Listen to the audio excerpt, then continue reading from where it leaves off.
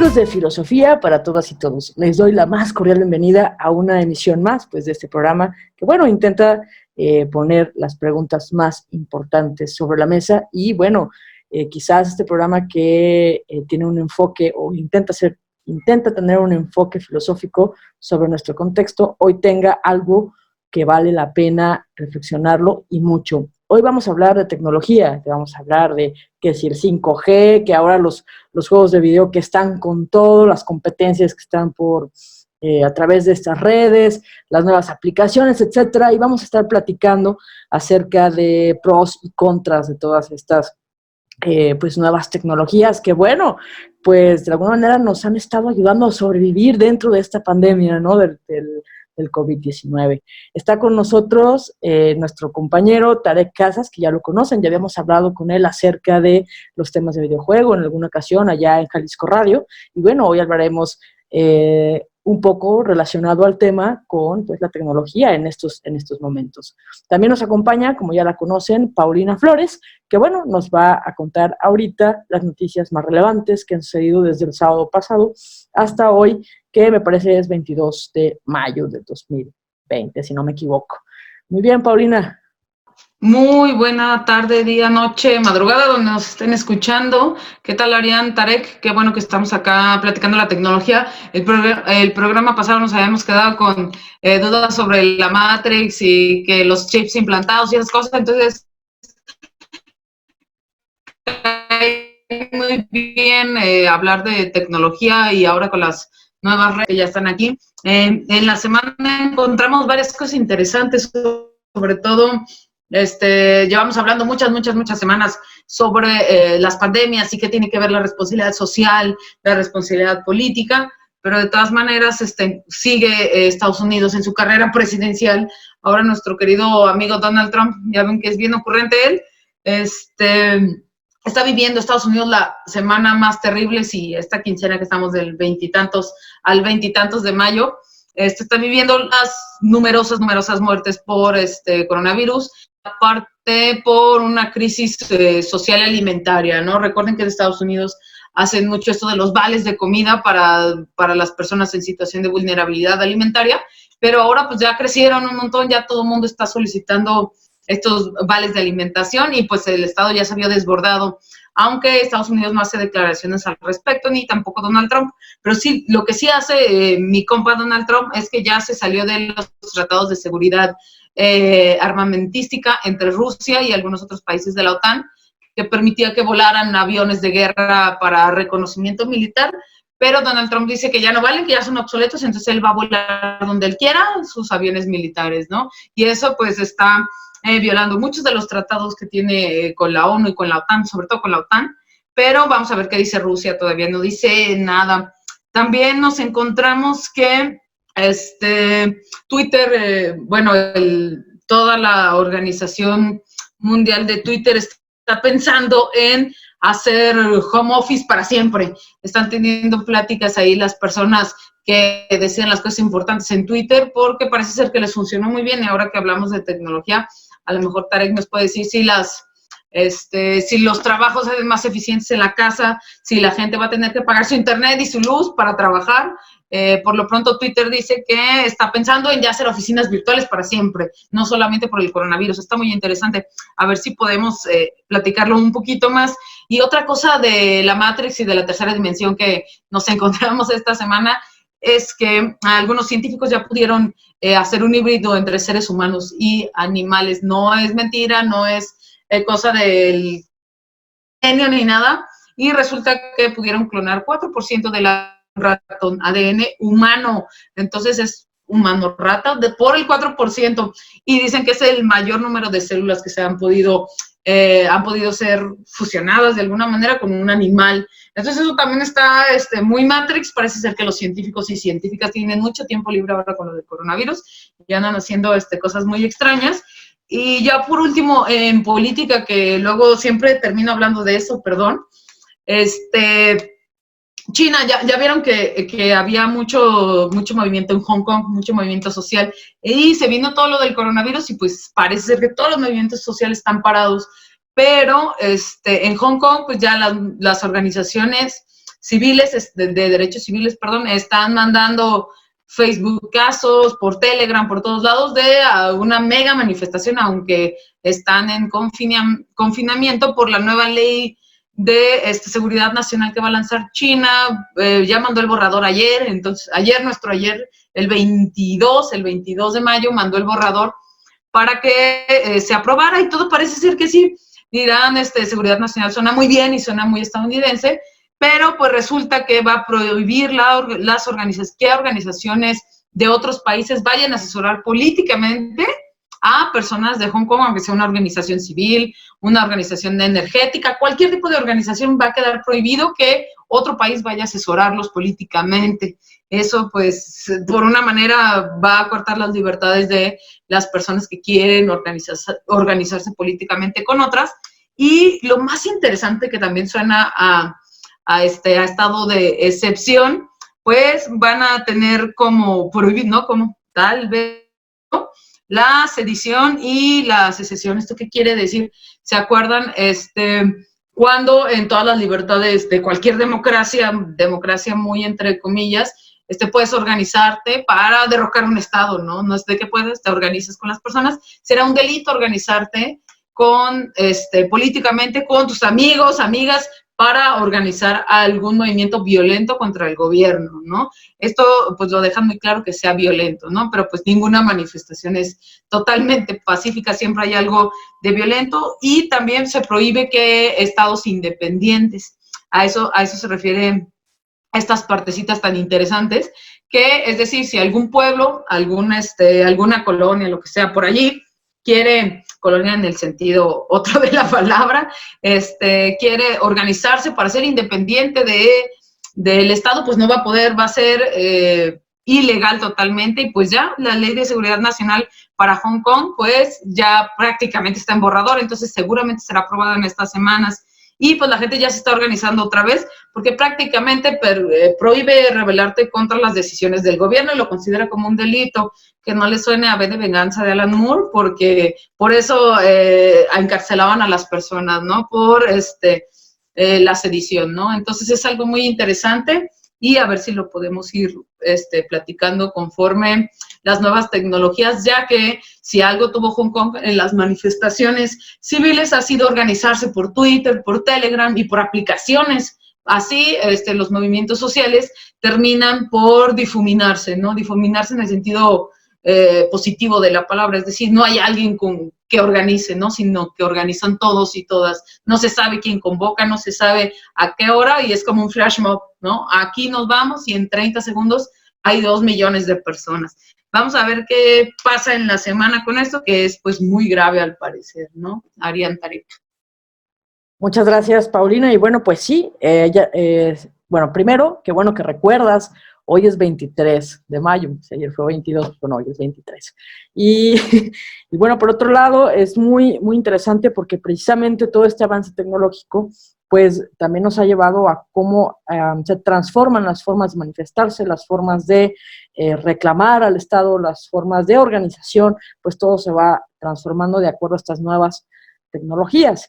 Y bueno, pues también tocaste un tema muy interesante que era pues esto para ir empezando y darle ya la palabra a nuestro invitado Tarek, que nos vaya ayudando a comprender estos temas, perdón.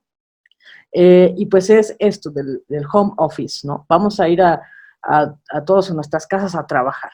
Ya había escuchado por ahí que algunas oficinas, no solamente Twitter, aquí en México tenían como esta intención de, no las oficinas, más bien los trabajadores tenían la intención de organizarse para hacer bien su trabajo de tal manera que ya no tuvieran que regresar a las oficinas y que los jefes de las empresas pudieran decir, bueno, podemos seguir trabajando desde casa.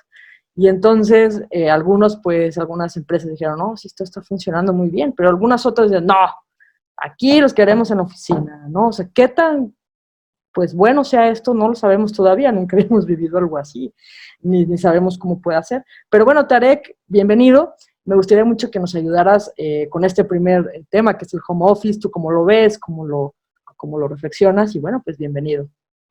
Muchas gracias, Ari, por invitarme primero. Pues es un tema muy complicado porque implica que entendamos cómo funciona más o menos la sociedad en muchos niveles diferentes, ¿no? No es lo mismo enviar a un trabajador de una oficina que puede hacer todo su trabajo por internet que enviar a alguien que a lo mejor su presencia física es como muy indispensable. O a veces las mismas oficinas, pues lo que buscan más bien es como ese sentimiento del empleado porque esté, digamos, disponible en la oficina para tareas diversas, ¿no? No para una sola tarea en específico. Entonces se vuelve como importante empezar a distinguir cuáles son esos trabajos que sí pueden hacerse desde casa y cuáles no, y no tratar de involucrarlos a todos como si todos pudiéramos hacer el trabajo desde casa, ¿no? Creo que es como un tema muy, muy amplio y creo que sí ha afectado a muchas personas por eso mismo, primero por las necesidades que conocemos como tener internet, o sea, parece que es necesario para trabajar y muchas personas no pueden tener internet todavía en casa o una laptop o un celular con lo que puedan hacer videollamadas o puedan mantenerse en contacto con las personas con las que trabajan, ¿no? Entonces creo que es como muy, muy interesante empezar a ver cómo funcionan esos trabajos, cuáles son estos trabajos que sí se están cambiando y que han tenido un desarrollo adecuado en el transcurso de lo que va de la pandemia, para ver qué otros trabajos sí podrían cambiarse y cuáles definitivamente no. Y creo que eso, en principio, nos ayudaría a comprender más o menos cuáles son los problemas con los que tendríamos que lidiar y cuáles serían las posibles soluciones que podríamos implementar para que esos trabajos pues, pudieran ser desarrollados por la gente que necesita estar trabajando.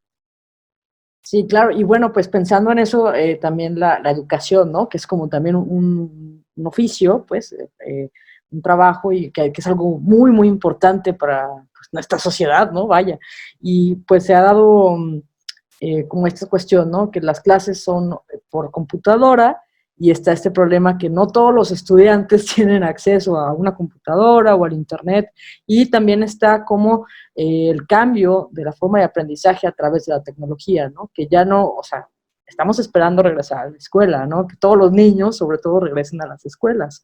Pero el cambio es muy radical porque de tener como este contacto con un profesor, profesora y compañeritos gritando por todos lados y jalándose el pelo y eso, ahora están en casa jalándole el pelo a la mamá y ¡ay! No lo quiero hacer, ¿no? O sea, la diferencia enorme de aprender en casa a través de, de la tecnología, pues de la computadora, y aprender en una escuela. En cuanto a esto, Tarek, ¿cuál es tu opinión? Pues hubo muchos cambios o muchas propuestas que se llevaron a cabo por la SEP, por ejemplo, en la que cuando no contabas con una computadora o con internet, pues le enviaban a los niños de primaria los programas, a los padres les decían más o menos cómo trabajar con los niños, cuáles eran las actividades que iban a ver, pero parece que el problema es que pensamos que llevar la tecnología o estas clases virtuales a casa es simplemente hacer lo que hacíamos antes, pero ahora en vez de que el maestro esté enfrente de un salón de clases, ahora está, digamos, enfrente de su computadora transmitiendo para los 30 niños o no sé cuántos niños debe de haber en esos grupos, pero se vuelve muy difícil, ¿no? Porque así como lo mencionas, ¿cómo le hace un maestro para controlar a todos esos niños? Entiendo que los mutean, pero me imagino que debe de haber diferentes situaciones en una casa que precisamente un salón de clases es lo que trata de evitar, ¿no? Que la gente no está pasando por detrás, que el hermanito no esté pasando atrás tampoco, que no estén peleando, o sea, el ruido que de repente se mete. O sea, debe ser complicado controlar a esos 30 niños y sí he visto muchas quejas tanto de los mismos estudiantes como de los papás y de los maestros porque no saben cómo hacerle, ¿no? Y parece que no estábamos preparados para el funcionamiento de las clases virtuales en medio de una pandemia o de una situación similar, porque es lo único que hemos hecho, parece, que solamente transferimos esas mismas clases y ese mismo modo de dar la clase a clases virtuales. Y yo creo que debería de cambiar eso a otra cosa completamente diferente. Creo que sí, enviar PDFs, enviar información está muy bien, pero creo que solamente ayuda a cierto nivel educativo. O sea, personas en la universidad, a lo mejor la misma universidad implica que tú ya puedes estudiar solo en tu casa, que ya sabes qué es lo que vas a leer y ver, etcétera, que ya puedes medio hacerte cargo de ti mismo, ¿no? pero en los niños me parece que es muchísimo más difícil. Todavía incluso estudiantes de preparatoria veo que se quejan mucho, y sobre todo porque las aplicaciones que se están usando, en este caso Zoom, por ejemplo, estamos usando Zoom y parece que es relativamente sencillo, ¿no? Pero en otros casos los alumnos se meten en problema con descargar PDFs, con que si tal página es muy confusa, etcétera, etcétera. Y creo que eso, a pesar de que sea una queja como muy banal, ¿no? Es como, pues, busca el PDF en otro lado o pregúntale a alguien. Creo que sí afecta a la forma en la que nos podemos desarrollar como estudiantes desde nuestra casa en un ambiente que es completamente diferente al que hemos tenido durante, que 20 años, 15 años de estudio continuo. Entonces sí creo que hay muchos problemas que deberíamos de preparar para una futura pandemia, porque volver simplemente a mostrar estos contenidos de esa misma forma, creo que sí va a ser un problema.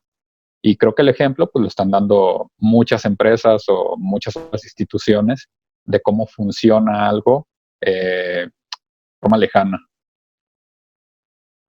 Sí, de hecho yo recuerdo como alguna queja cuando estaba dando clases en la prepa, que era que platicaba con algunos compañeros maestros y les platicaba, es que no es simplemente decirles descarguen el PDF, es decirles cómo descargar el PDF, y si no lo encuentran, dónde buscar, o sea, saber utilizar esas aplicaciones o estos pues Google, por ejemplo, estas plataformas de búsqueda, para que ellos entiendan qué están haciendo, o sea, cómo funciona. Si no, pues no tiene sentido decirle, pues nomás búscalo, ¿no? Pues gracias.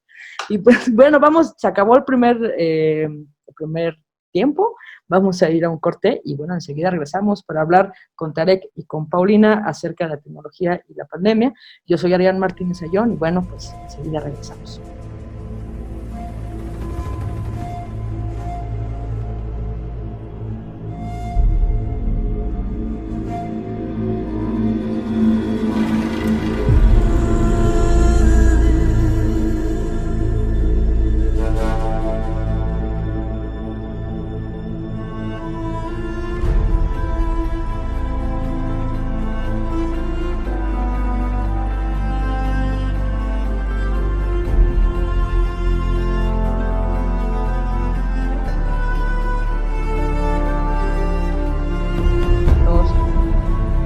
Bien amigos, pues ya estamos de regreso y vamos a continuar hablando sobre tecnología en esta pandemia 2020.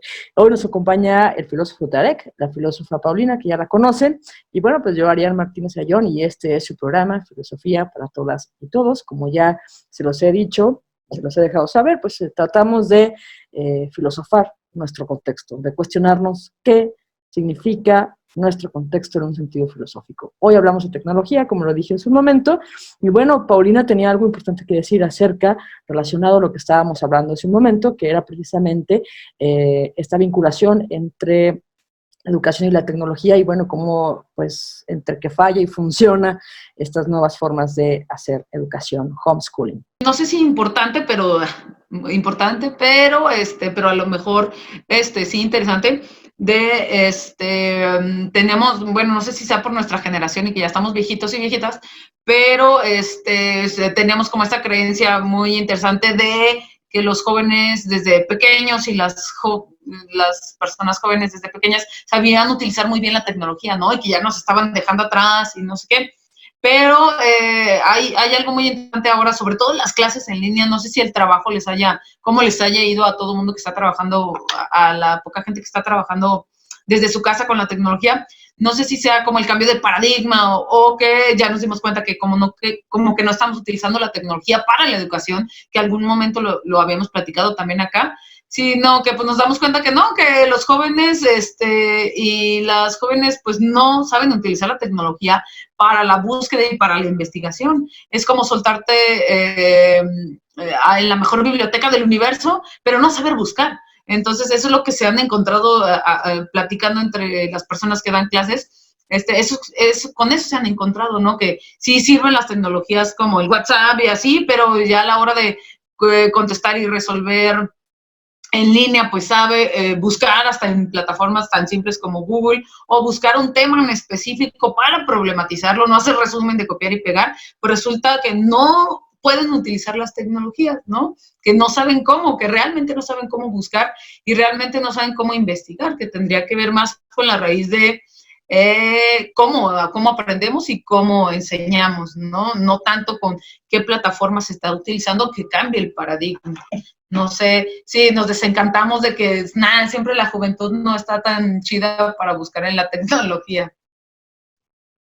Sí, creo que, bueno, podemos hacer como muchas distinciones, ¿no? Existen, claro, la gente, sobre todo los más jóvenes, utilizan muchísimas aplicaciones, Instagram o Facebook o WhatsApp, yo qué sé, y pasan horas en esas aplicaciones. Pues es muy común que, digamos, el aprendizaje que tengan en estas aplicaciones pues sea muy fácil de obtener a partir del tiempo que le dedican, ¿no? Pero no pasamos horas subiendo tareas o no pasamos horas o ratos libres administrativos o buscando PDFs, sobre todo en estas páginas súper complejas que administran un montón de categorías específicas de documentos, que si unos documentos son de revista, que si otros fueron publicados en una universidad, que si otros fueron traducidos. O sea, es un montón de cosas que tenemos que considerar y normalmente esas aplicaciones que son para buscar archivos o incluso el propio Google, de repente se vuelven muy difíciles de usar porque los menús son muy complicados de ver, o al menos desde mi formación en filosofía, pues, si de repente te encuentras con opciones que realmente no sabes si vas a subir un archivo o si vas a subir el mismo archivo en PDF o si se va a cambiar de formato. O sea, no entiendes cómo funciona porque la misma página o es ambigua o es porque estudiamos filosofía, ¿no? Eso nunca me va a quedar claro porque normalmente dudas de lo que está pasando, ¿no? Entonces no sé hasta qué grado estas personas no sepan usar la tecnología o no estén tan preparadas como nosotros pensábamos que lo estaban. Creo que sí lo están, pero creo que el uso de estas aplicaciones, sobre todo que tienen que ver con subir trabajos y con aplicaciones que se conectan directamente con una especie de campus virtual, creo que sí parece que están muy atrasadas en cuestión de menús y de facilidad para el alumno, para que pueda subir o bajar archivos o buscar información. Y creo que actualmente también existe como muchos prejuicios por parte de los alumnos y por parte de maestros también, en los que no se quieren involucrar con ciertas tecnologías, ¿no? Y entonces te dicen algo como, no, yo no uso celular o yo no uso Facebook.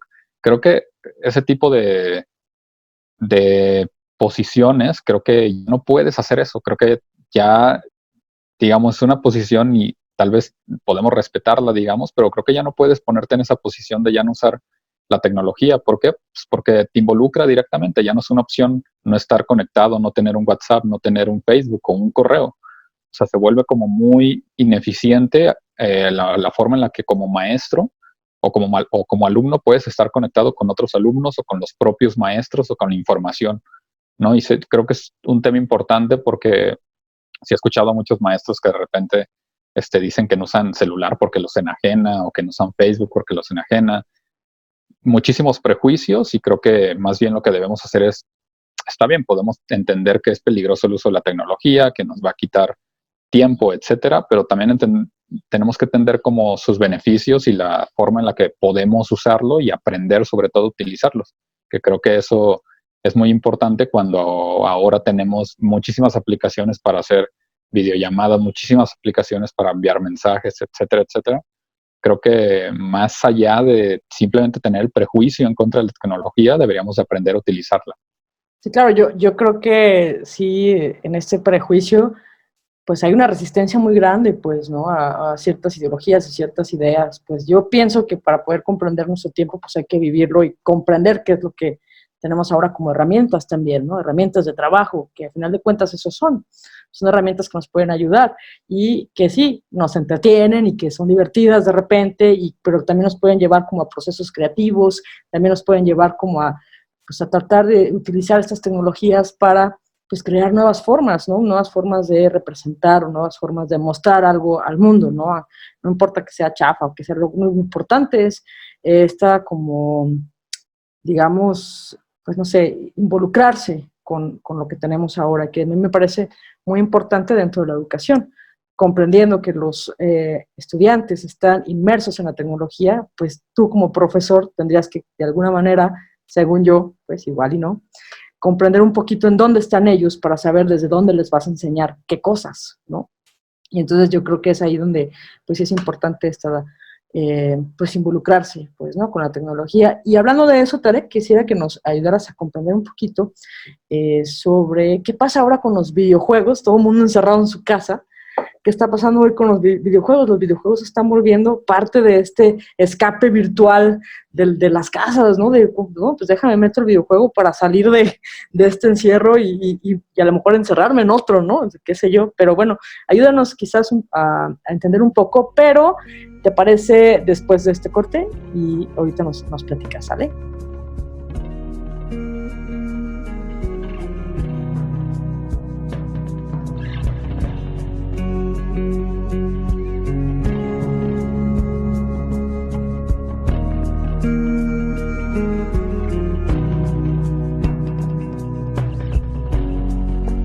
Many miles we walk, the many things we learn, the building of a shrine, only just to burn. Bien, amigos, pues ya estamos de regreso aquí en su programa Filosofía para Todas y Todos. Hoy nos acompaña Tarek y Paulina Flores. Yo soy Ariel Martínez Ayón. Como siempre es un gusto compartir con ellos y con todos ustedes. Estábamos hablando acerca sobre, bueno, nos habíamos quedado en el bloque anterior con el tema de los videojuegos, que bueno, ahora Tarek nos va a platicar un poco acerca de esta nueva formas, ventanas de salir de este encierro, ¿no? Tarek. Pues ha habido muchas cosas que han pasado a partir de la pandemia, por ejemplo, el uso de videojuegos en diferentes eventos deportivos, específicamente en fútbol, por ejemplo.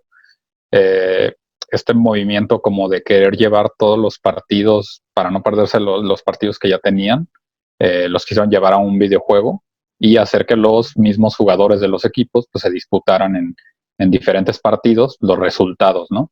Esto al principio parecía como muy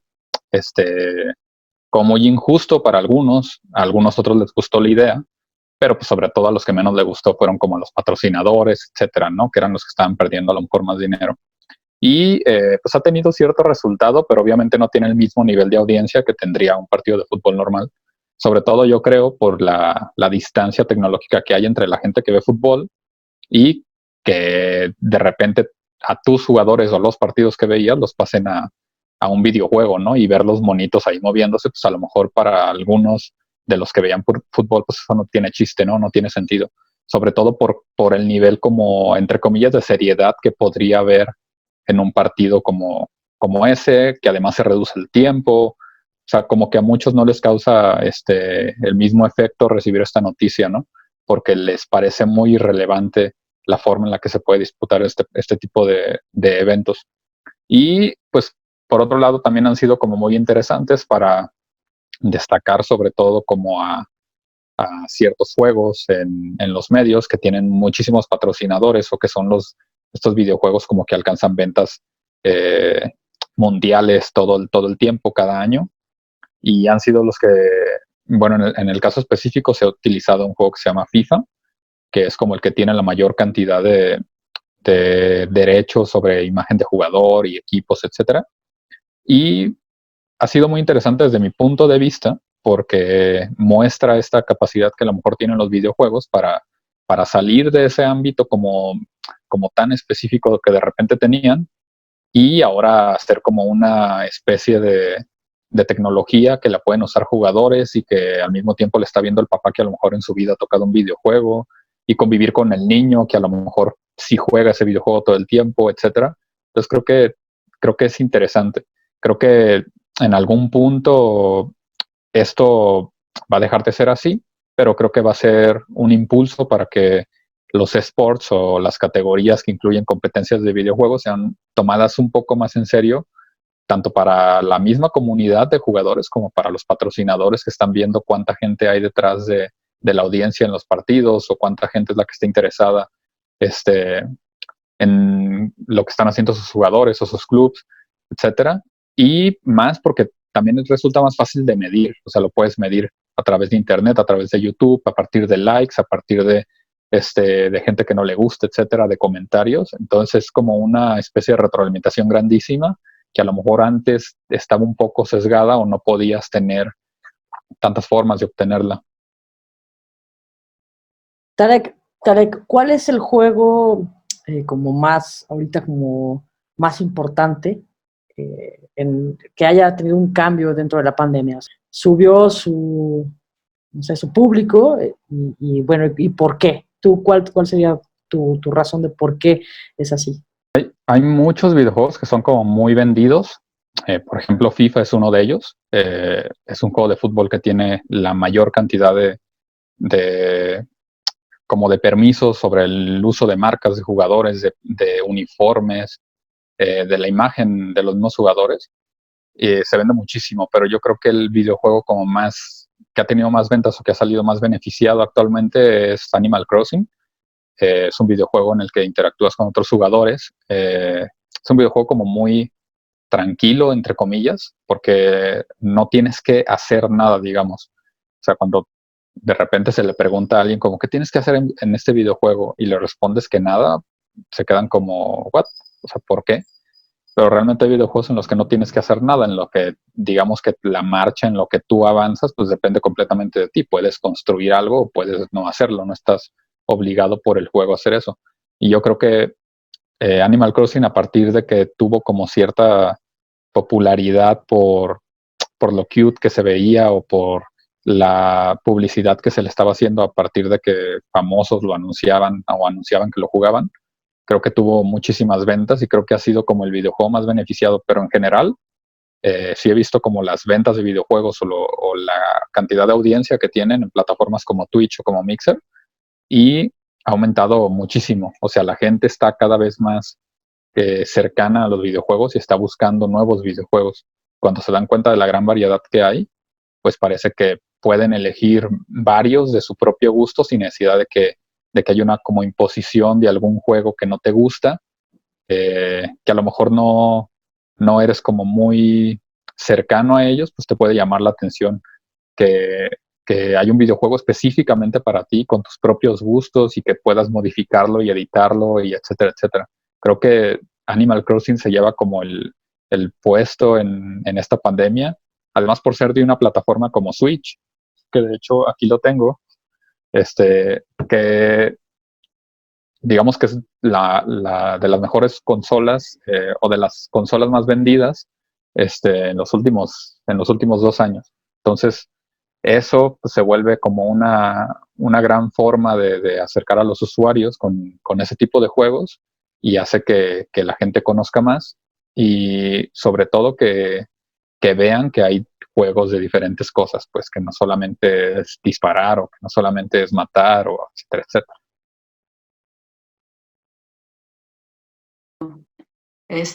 Tarek, ahora que decías que podíamos, bueno, las personas han estado interactuando a lo mejor con su entorno más inmediato, como por esta brecha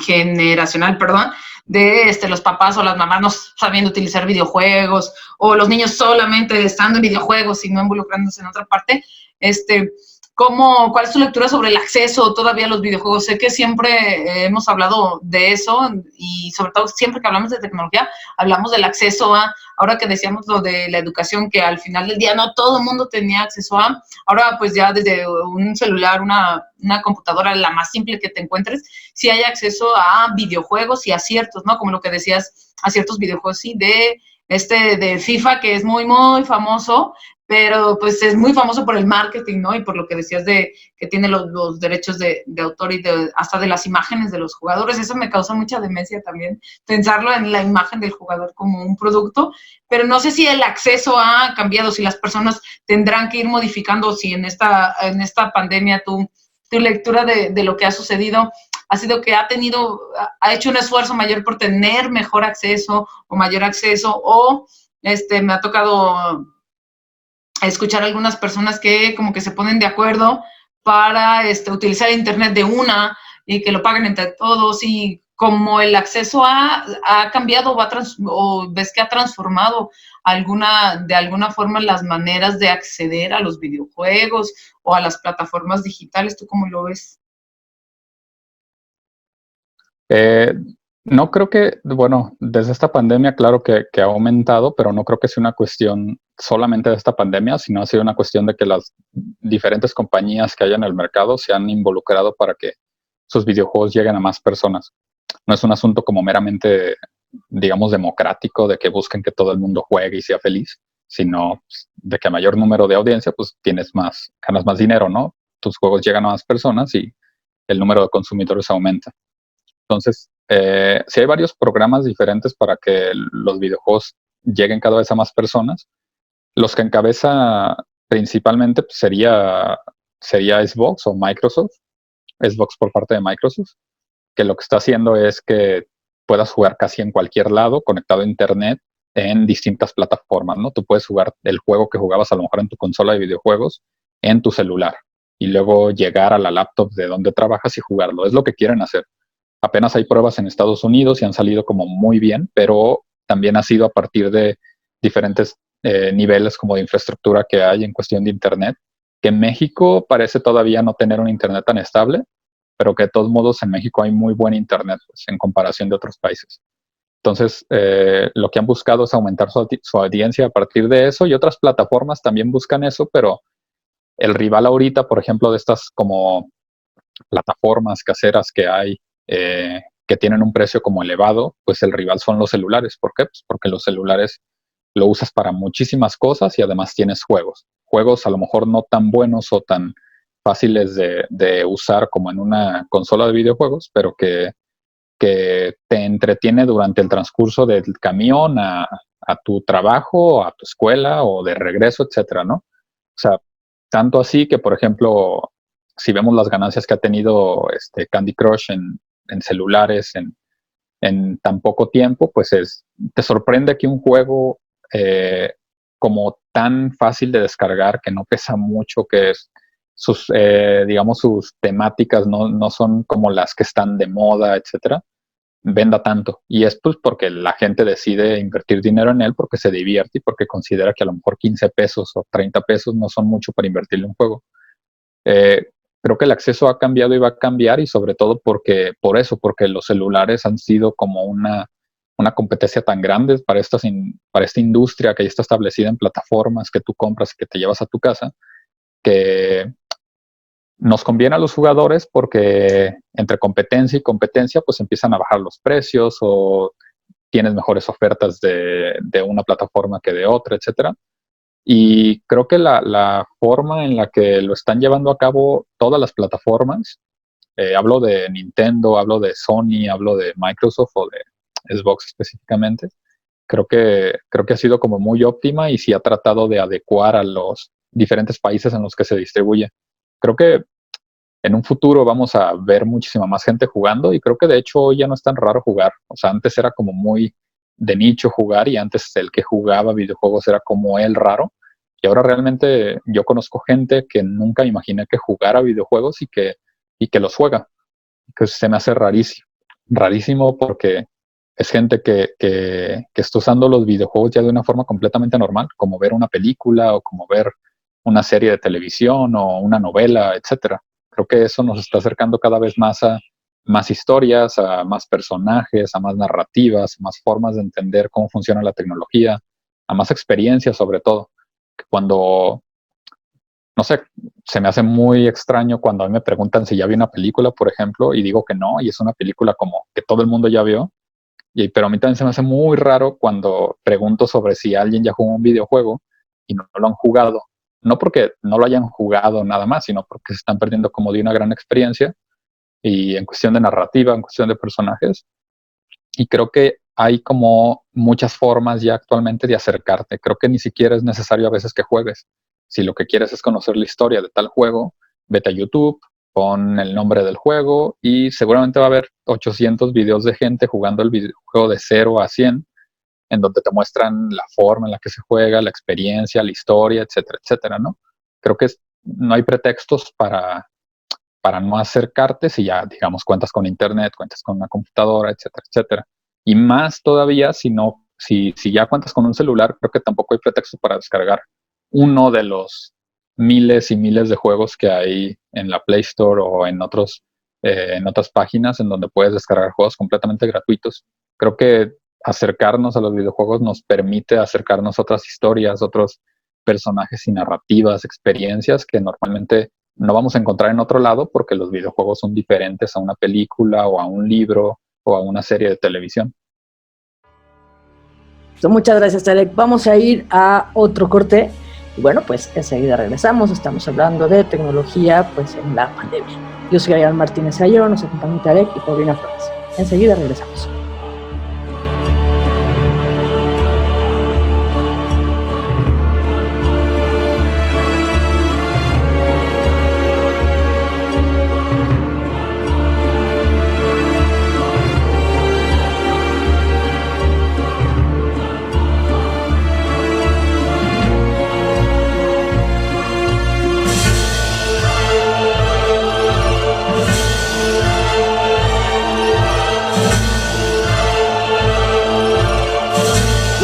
Pues ya estamos de regreso y este es nuestro último bloque para hablar sobre tecnología en tiempos de pandemia. Estamos con Tarek Casas y con Paulina Flores. Yo soy Arián Martínez Ayón y bueno, vamos a continuar hablando sobre este tema. Y bueno, Tarek, yo quería hacerte una pregunta que está relacionada con lo que mencionabas en el bloque anterior, que es pues sobre esta capacidad de tener experiencia tecnológica. Fuera del aire estábamos platicando, tratando de bajar esta pregunta que yo intentaba hacer y Paulina hizo un ejemplo maravilloso que nos puede ayudar a comprender lo que estoy tratando de decir, y es que mi pregunta era cómo poder tener una experiencia tecnológica y comprenderla a diferencia de una experiencia pues de la vida real, ¿no? Y Paulina ayudó con un ejemplo que es genial porque dice, bueno, un golfista puede ser genial en la vida real y hacer hoyo en uno, ¿no?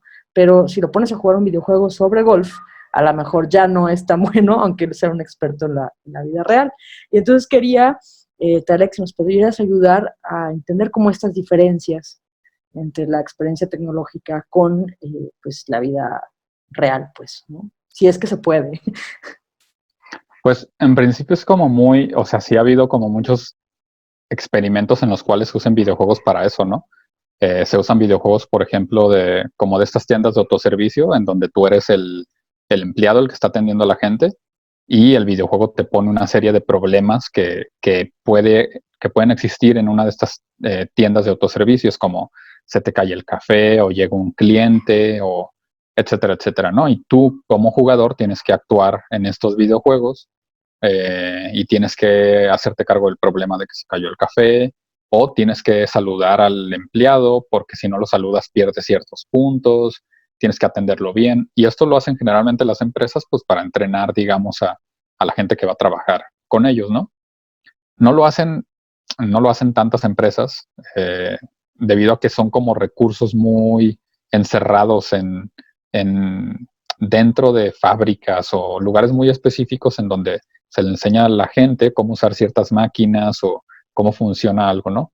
A veces también se usan simplemente los controles de alguna consola de videojuegos porque son muy cómodos y porque son muy intuitivos para la reacción de lo que puedes estar haciendo. Pero sí, definitivamente la experiencia cambia y es como un problema muy grande que todavía no está solucionado porque a pesar de que tú puedas enseñar a hacer muchas cosas a la gente en un videojuego, pues no vas a saber hacerlas en la vida real, o al revés, no vas a saber hacer las cosas que a lo mejor sabe hacer en un videojuego. En la vida real, puede, yo qué sé, saber jugar fútbol muy bien y en el videojuego no, o al revés, etcétera. Y creo que todavía hay como ciertas cosas que nos cuesta aprender de esta forma lejana a la experiencia real, y una de ellas sobre todo son los aspectos que tienen que ver como con la ética o con la forma en la que interactuamos con los demás. ¿Por qué? Porque una cosa es vivir la experiencia, una cosa es que a ti te asalten, por ejemplo, y saber cómo reaccionar a ello, y otra cosa es que juegues 1000 videojuegos en donde te asalten, ¿no? Que a lo mejor te pueden dar ciertas opciones y puedes ver qué es lo que pasó con esas opciones y a lo mejor al final piensas que es mejor no hacer nada, etcétera. y realmente en la realidad pues es otra cosa completamente distinta a la experiencia que tuviste en el videojuego. En principio porque estás en otro lugar diferente, porque yo qué sé, tú te sientes más seguro, el peligro pues no está ahí, miles de variables que pueden existir para que la experiencia eh, frente a esta forma como digital o virtual de llevarla pues sea distinta.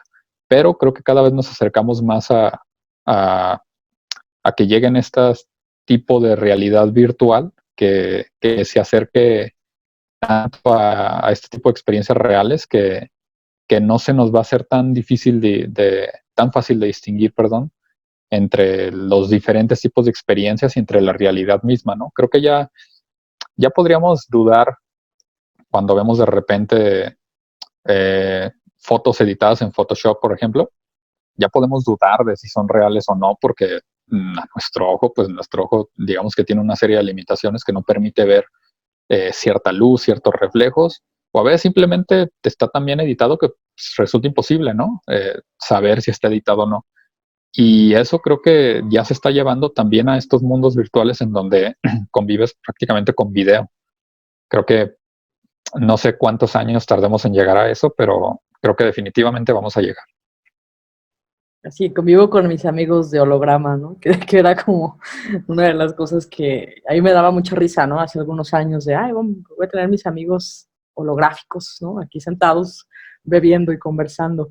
Y bueno, pues también eso, ¿no? Ahí me recordó mucho como estos problemas o estas formas de enseñar a través de la realidad virtual con la medicina, por ejemplo, ¿no? Que les ponen ya como el cuerpo y los estudiantes tienen como cierta experiencia de operación, de hacer una incisión, por ejemplo, pero evidentemente cuando estás en un momento donde realmente vas a operar un cuerpo humano, que no sea de realidad virtual, pues ya hay sangre, ya los signos vitales y todas estas cuestiones que a veces pues no lo puedes controlar, o sea, no es algo que puedas controlar, o aquellos que están aprendiendo, estudiando para ser pilotos, ¿no? Que tienen como estas formas de volar el avioncito virtual, pero ya no es lo mismo volar con todo el peso, con el aire, no sé, con todo lo que implica estar en un avión. Y bueno, en ese sentido, pues sí se puede tener como una experiencia virtual, como tú lo decías bien, pero no una experiencia tan real como lo que es vivido, ¿no? Y algo iba a decir Paulina ahorita sobre la experiencia precisamente a través de YouTube. Sí, ahora que estamos en modo encierro y no sé si normalmente, bueno, creo que depende con la personalidad de cada uno y de cada una, como los videos de las plataformas digitales, que al final del día los que más están ganando pues son esas, ¿no? Las plataformas de videojuegos, las de películas, las de traer cosas, comida, ropa, lo que sea a la puerta de la casa, y que cobran mucho sentido con el aislamiento social, ¿no? Que después y que también ya lo platicamos muchísimo rato con esta pérdida de contacto humano que al final del día nos va a cambiar el paradigma, y esta disyuntiva entre la realidad y el videojuego, pues ya la tiene, ¿no? Y creo que sería un gran ejemplo ético que podríamos pensar en algún punto, que los videojuegos ya tienen esta disyuntiva y nosotros apenas con lo del aislamiento social la pudimos problematizar un poco, ¿no? Y ahora que se volvieron muy famosos los videos de hacer cosas, como también pensaba, los de viajes, ¿no? De gente que hace viajes, así de algo, yo que sé, a Tailandia, y se vuelven muy famosísimos porque graban su viaje a Tailandia, ¿no? Entonces, es que ahí tienen miles de vistas y la gente se emociona por verlos, y creo que tiene que ver con esa experiencia tecnológica y virtual que nos comentaba Arián. Y la otra es como la gente jugando videojuegos en un video, pues que no lo puedes, yo qué sé, no puedes acceder a ellos y te metes a un video para ver qué tal, cómo se juega, o que al final del día sabes que nunca lo vas a poder comprar, esa consola, ese teléfono, lo que sea, y se volvieron como muy famosos estas experiencias tecnológicas a través de otros. Entonces, eso ya es Matrix 2.0 otra vez. No sé qué piensas de ello, Tarek. Creo que sí, o bueno, acaba, por ejemplo, también de iniciar con esto Facebook. También Facebook ya empezó a transmitir muchísimas videos y transmisiones de jugadores. YouTube ya es como la plataforma en la que encuentras más videos. También están otro tipo de plataformas que a lo mejor no son video como tal, sino que son transmisiones en vivo, en las que ves jugar, digamos, a gente. Creo que sí puede sonar como raro al principio, pero luego no sé, o sea, piensas en los programas que había en televisión todo el tiempo, en donde salió una señora cocinando, ¿no? Y te mostraba durante 20, 30 minutos una receta que creo que todavía hay, y de hecho ahora es muchísimo más popular. Creo que eso, digamos, si los ponemos, si hacemos una especie de analogía, creo que sería bastante similar estar viendo a alguien cocinar en vez de que simplemente te pase la receta, ¿no? Y creo que en videojuegos pues, pasan muchas cosas distintas, ¿no? Primero que no es simplemente ver jugar a una persona, pues creo que pensarlo así es como destruir mucho de lo que hay detrás del contenido que se está realizando, porque hay interacción con los jugadores, incluso en algunos juegos puedes interactuar con lo que al jugador le aparece en el juego, mientras tú eres un simple, digamos, eh, televidente, entre comillas, de lo que está jugando esa persona. Y creo que a veces también tiene que ver con cómo te acercas a las personas que te interesa saber de ellas o que te interesa aprender de ellas, ¿no? Hay mucha gente profesional jugando, haciendo transmisiones y hay mucha gente, digamos, viéndolos, pues porque quieren ver cómo juegan, quieren aprender ciertas cosas que ellos hacen y que el profesional a lo mejor no hace. Entonces quieren aprender de eso. Hay otra gente que lo hace simplemente porque no puede adquirir una de estas consolas que son caras, y lo que no quiere es perderse de estas experiencias de los videojuegos y ver qué está pasando en el medio, no perderse de ciertas historias, etcétera, etcétera. Creo que ninguno de esos casos está mal porque todos te permiten acercarte, e incluso ha habido como ciertas polémicas con gente como periodistas de videojuegos, que lo que hacen es ver un video de cómo funciona el videojuego y a partir de ahí critican el videojuego, ¿no? Y han recibido muchas críticas porque la gente que juega y que al mismo tiempo tiene la labor de periodista, pues lo que hace es como de, híjole, es que tienes que jugar para entender por qué esto que dijiste aquí no funciona así, bla, bla. Yo creo que no es necesario jugar para poder hablar de un videojuego, por ejemplo. Creo que verlo sí es necesario y pues, tratar de entenderlo. Si puedes jugarlo mejor porque la experiencia es completamente distinta a solamente verlo.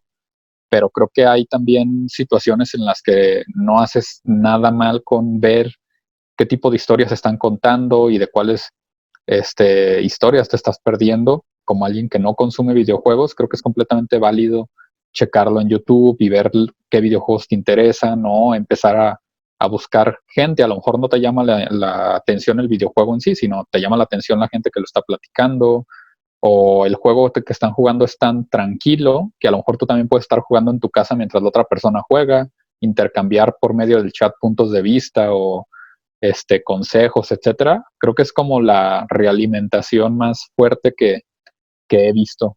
Y creo que esa misma retroalimentación que hay en esas plataformas en donde la gente que está del otro lado juega desde su casa y tú que comparten ese mismo gusto por a lo mejor ese videojuego en específico, creo que sería ese mismo tipo de retroalimentación el que debería de llevarse a las escuelas, a la educación, a la sociedad, el preguntar, el saber que te puedes equivocar jugando, el saber que puedes cometer miles de errores, etcétera, etcétera.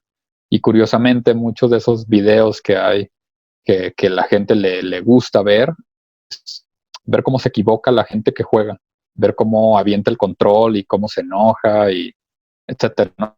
Porque creo que los hace sentir como más cercanos a esas personas y decir, no manches, no está tan difícil esta parte que yo creía que el problema era yo, sino que el problema es que el juego pues, sí está difícil y esta persona está viviendo lo mismo, y estas 8 millones de personas que vieron el video a lo mejor también, y se están riendo de la situación y están tomando ese problema como algo muchísimo más normal de lo que parecía ser.